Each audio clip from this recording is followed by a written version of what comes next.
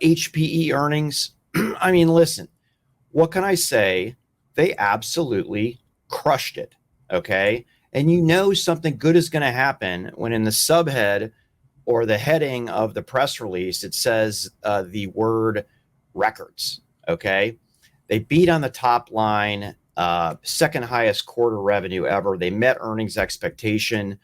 Revenue overall was up 12% in constant currency.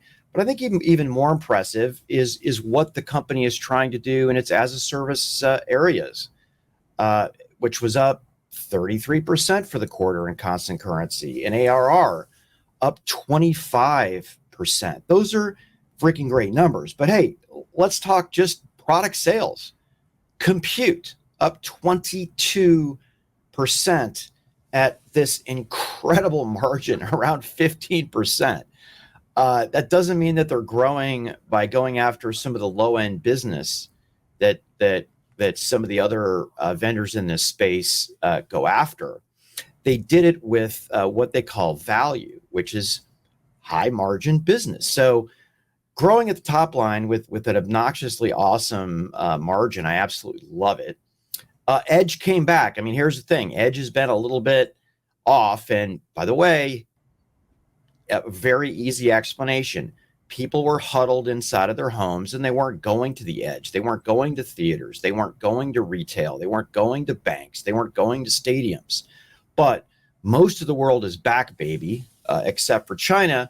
And the Aruba folks saw a 23% growth on that.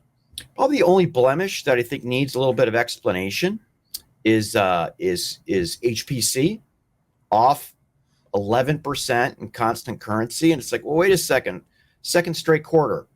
It's all about one thing. It's about Frontier supercomputer, that they cannot recognize revenue for that until the DOE says, yep, up and running 100%. We're good to go. I have a feeling we're going to have one monster quarter. It's probably going to be 50%, but we'll see.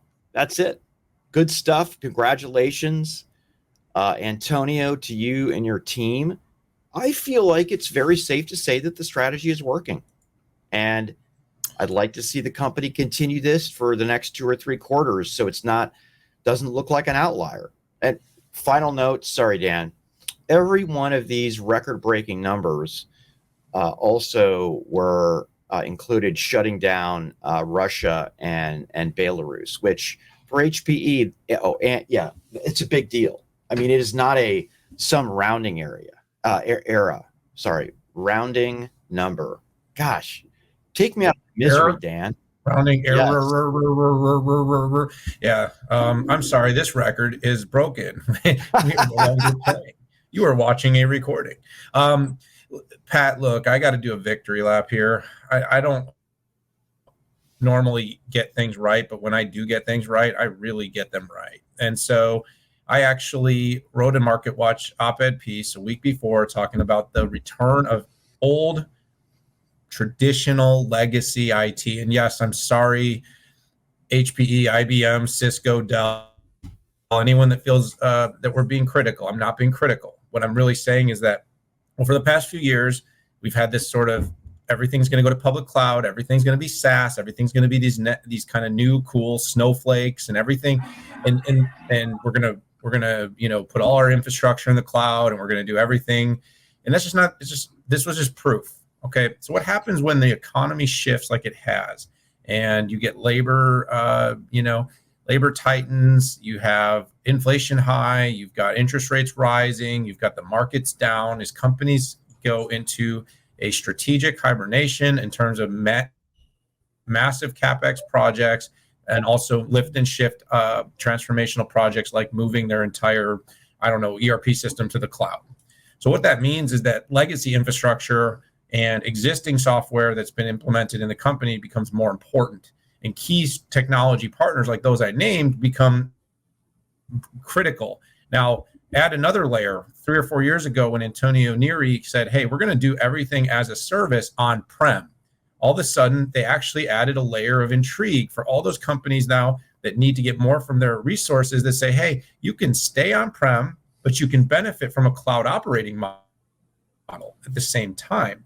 And you can scale your business, get things done that you need, whether that's data, networking, security, and you can do it all with us, with a company like HPE. So GreenLake has been growing nicely for a long time, but you're talking about $1 billion in annual recurring revenue. Not a huge number yet. It actually is a huge number. It's just not a huge number, comparatively to the size of the company that's $30+ billion in revenue. But the corner is being turned. We've seen Dell, Cisco, IBM, and so many others moving to this really strong hybrid and on-prem cloud, these subscription services, these things that basically enable companies to scale, grow, and meet transformational needs with only moving that 10% to 20% of key enterprise workloads that are going into the public cloud. Well, beneficiaries are companies like HPE, and HPE was first to really go all in on this. They've come up with a very comprehensive set of services to address everything from, the not just compute, but also, the data services, security services, edge services. And so they've been very ambitious. And so we're starting to see that come to fruition. And this particular market condition is actually favorable for HPE, and it should be good for the company as we come out of it, and it should see the business grow faster. So you kind of hit all the segments. I wanted to hit the macros. We both had a chance to talk to Antonio Neri. We've both been cheering this on, and it was good to see some numbers. You said something, Pat, very salient, and that is it can't be one and done. Meaning this was the first, what I would say, really good overall quarter I've seen from HPE. They've had moments in parts of the business over the past several quarters. This was a good overall quarter. A few more of these, and maybe the public interest will really start to see some acceleration, like clearly the customer interest already